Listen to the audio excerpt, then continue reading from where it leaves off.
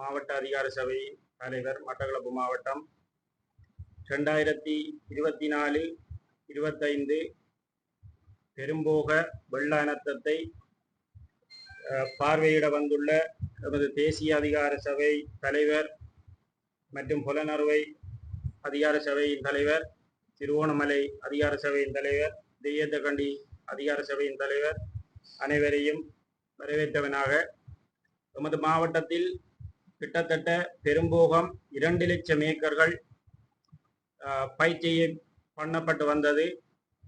கிட்டத்தட்ட 1,50,000 ஏக்கர் நீரில் முற்றாக மூழ்கிய நிலையில் காணப்பட்டு தற்போது 1,25,000 ஏக்கர் நஷ்டம் அடைந்துள்ளதாக தகவல்கள் நமக்கு கிடைத்துள்ளன.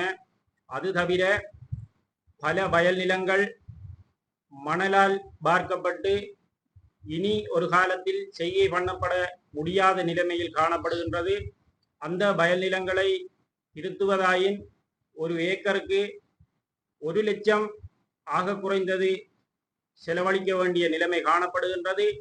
அது தவிர நாங்கள் இன்று வரைக்கும் 65 நாட்கள் கடந்த பயிர்களை உடைய மாவட்டமாக இது காணப்படுகின்றது. கிட்டத்தட்ட 90 இருந்து 1 லட்சம் ரூபாய் ஒரு ஏக்கருக்காக எமது விவசாயிகள் செலவழித்துள்ளார்கள். இவ்வாறான நிலைமையில் பல குளங்களில் பாரிய சேதம் ஏற்பட்டுள்ளது, விவசாய வீதிகளில் சேதம் ஏற்பட்டுள்ளது. இந்த நிலைமைகள் அனைத்தையும் கருத்தில் கொண்டு அரசாங்கம் இதற்கு மேலதிக நடவடிக்கைகளை எடுத்து எமது விவசாயிகளின் எதிர்கால வாழ்வாதாரத்தை கருத்தில் கொண்டு உரிய வகையில் எமது விவசாயிகளுக்கு நஷ்டஈட்டினை வழங்க வேண்டும் என எமது புதிய ஜனாதிபதி அவர்களிடம் நாங்கள் மாவட்ட விவசாயிகள் சார்பாக தயவாக கேட்டுக்கொள்கிறோம். இது தவிர தற்போது கிடைத்த செய்தி ஒன்று, நஷ்டஈட்டுக்கு விண்ணப்பித்தால், முழுமையான சேதம் என்று விண்ணப்பித்தால் உரமானியம் வழங்கப்படாது என்ற ஒரு செய்தியை அறிகின்றோம். நாங்கள் 3வது உரமும் வயல் நிலங்களுக்கு பிரயோகித்து விட்டோம். உரமானியம் என்பது பிந்தி போடப்படுவதற்கான சந்தர்ப்பம் அது திணைக்களத்தையோ அல்லது அரசாங்கத்தையோ பொறுத்தது. அது எமது தவறு அல்ல. போட்ட உரத்துக்கான மானியம் கிடைக்க வேண்டும் என்பதுடன் எமது வயல் நிலங்களுக்கான நஷ்டஈட்டினையும் சரியான முறையில் வழங்க வேண்டும். சென்ற வருடமும் 2023-24 வெள்ள அனர்த்தத்தால் ஏற்பட்ட சேதத்துக்கு மிக குறுகிய தொகையே வழங்கப்பட்டது என்பதுடன் மேன்முறையீடு செய்யப்பட்ட விவசாயிகளுக்கு இன்று வரைக்கும் அந்த நஷ்டஈடு கிடைக்கவில்லை என்பதையும் கருத்தில் கொண்டு இந்த விடயங்களுக்கு சரியான முறையில் எமது பிரச்சனைகளை தீர்த்து தர வேண்டும் என இந்த புதிய அரசாங்கத்தை நாங்கள் கேட்டு நிற்கின்றோம். நன்றி. முன்னாள் தலைவர், மட்டக்களப்பு மாவட்ட கமக்கார அமைப்புகளின் அதிகார சபை, அதே வேளையில் தேசிய அதிகார சபையின் நிறைவேற்றுக் குழு உறுப்பினர். உண்மையிலே ஒவ்வொரு வருடங்களும் எடுத்துக்கொண்டீர்களாக இருந்தால் மட்டக்களப்பு மாவட்டம் வெள்ளத்தால் பாதிக்கப்படுவது வளமை. இது மத்திய மலை நாடுகளில் இருந்து வார 8 ஆறுகளால் ஊடறுத்து வார தண்ணிகளின் வடிக்கல் வந்து மட்டக்களப்பு மாவட்டம். அவை மட்டக்களப்பு மாவட்டத்தில் மழை பெய்தோ இல்லையோ, மலை நாடுகளில் பெய்கிற மழை, அதாவது பதுளையில மழை பெஞ்சாலும் பாதிக்கப்படுறது மட்டக்களப்பு மாவட்டம். அந்த வகையிலே உண்மையிலே அரசாங்கத்தை எடுத்துக்கொண்டால் விவசாயிகளுக்கு திருப்திப்படாத அளவுதான் ஒவ்வொரு வருடங்களும் தங்களோட காப்புறுதி கொடுப்பவர்களை கொடுத்தாலும் அது செலவு மிகவும் அதிகம். அதே போன்று கடந்த காலங்களில் அண்மையில் கிட்டத்தட்ட மத்திய நீர்ப்பாசன திணைக்களத்துக்கு 600 மில்லியன் ரூபாய் ஒதுக்கப்பட்டது தங்களது புனர் நிர்மாணங்களையும் ஆறுவற்ற வேலைகளையும் செய்வதற்கு. இந்த ஆறுவற்ற வேலைகளுக்கு 3இல் 1 பங்கு காசு ஒதுக்கப்பட்டிருந்தாலும் இன்னும் வெள்ளம் நிப்பாற்ற பாடில்லை. காரணம் என்னன்னு சொன்னா, ஒழுங்கான திட்டமிடல்கள் அல்லது டிசைன் எங்களுக்கு இல்லை.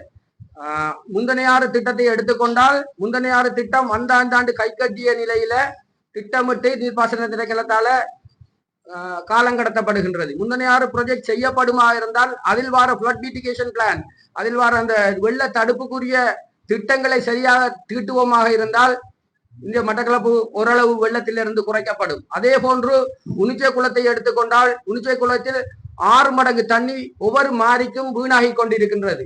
அந்த 6 மடங்கு தண்ணியை கண்டியனாறு போன்ற குளங்களுக்கும் மாவளட்டுவான் குளங்களையும் செய்வோமாக இருந்தால் அங்க தேர்க்கின்ற நேரங்களில் மட்டக்களப்பு வெள்ளத்தை குறைக்கக்கூடியதாகவும் இருக்கும்.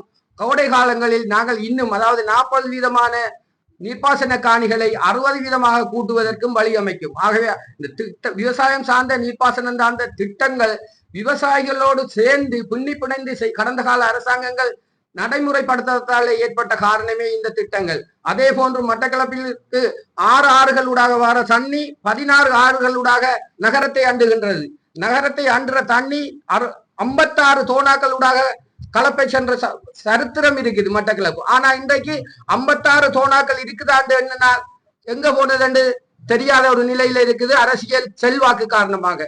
அவை கடந்த காலங்களின் பத்திரிகைகளில் பார்த்தோம், யாழ்ப்பாணத்தில் சட்டவிரோத காணிகள் அவலத்தையும் அகற்றி இந்த தோணாக்களை திறந்து கொடுக்கும்படி கூடியிருந்தார்கள். அதே போன்று வருங்காலத்தில் இந்த தோணாக்கள் அவலம் திறக்கப்படுமாக இருந்தால் அதே போன்று நாங்கள் கூறிய நீர்ப்பாசன திட்டங்கள் உரிய முறையில் நடைமுறைப்படுத்தப்படுமாக இருந்தால் மட்டக்களப்புக்கு கிடைக்கின்ற இந்த வெள்ளப்பெருக்கை குறைக்கலாம் என்றது எங்களோட விவசாயிகளாக எங்களோட முன்மொழிவுகளாக இருக்கின்றது.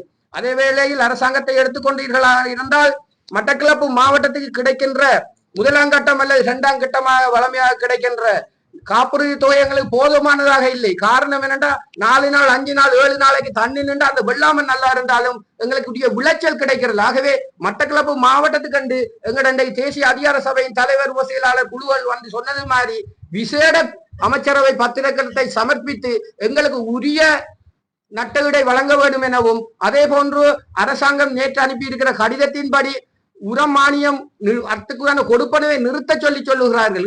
நிறுத்தினால் எங்களுக்கு போட்ட 45 நாளுக்குள்ளே நாங்க போட்ட 3 உரத்தைக்கும் உரிய காசு யார் தாரது? வெள்ளத்தால் அடிபட்ட காணிகளுக்கு நட்டவிடு கொடுக்கிறபடியா உரமானிய கொடுப்பனவை நிறுத்த சொல்றது ஏற்றுக்கொள்ள இயலாதென்றதை இன்றைக்கு தேசிய அதிகார சபையின் உறுப்பினர்கள் திட்டவட்டமாக கூறியிருக்கிறார்கள். அப்படியான ஒரு தீங்கு மட்டக்களப்பு மாவட்டத்துக்கு இழைக்கப்படுமா இருந்தால் தங்களால் என்ற முழு ஆதரவை தெரிவித்து தாங்கள் இந்த பணத்தை பெற்றுக் கொள்வதாக இன்றைக்கு வாக்குறுதி அளித்துள்ளதை அவர்களுக்கு நாங்கள் நன்றி சொல்ல கடமைப்பட்டுள்ளோம். நன்றி. මම උදයකුමාර පොළොන්නරුව දිස්ත්‍රික්කයේ නියෝජනය කරනවා සමස්ත ලංකා ගොවි සංවිධානය. අපි අද මඩකලපු දිස්ත්‍රික්කයේ අවසාන කාණ්ඩ වෙනකොට අරන් තියෙන්නේ ගොවියන්ගෙන් උපරිම මිල 105ට 108න් පල්ලෙහාට තමයි වී අරන් තියෙන්නේ. එතකොට කන්න සියල්ලම අතිරික්ත ගියේ. දැන් ජනාධිපතිතුමා එහෙම කිව්වා මේවා ස්ටොක් කරලා හංගලා තියෙනවා නම් අපි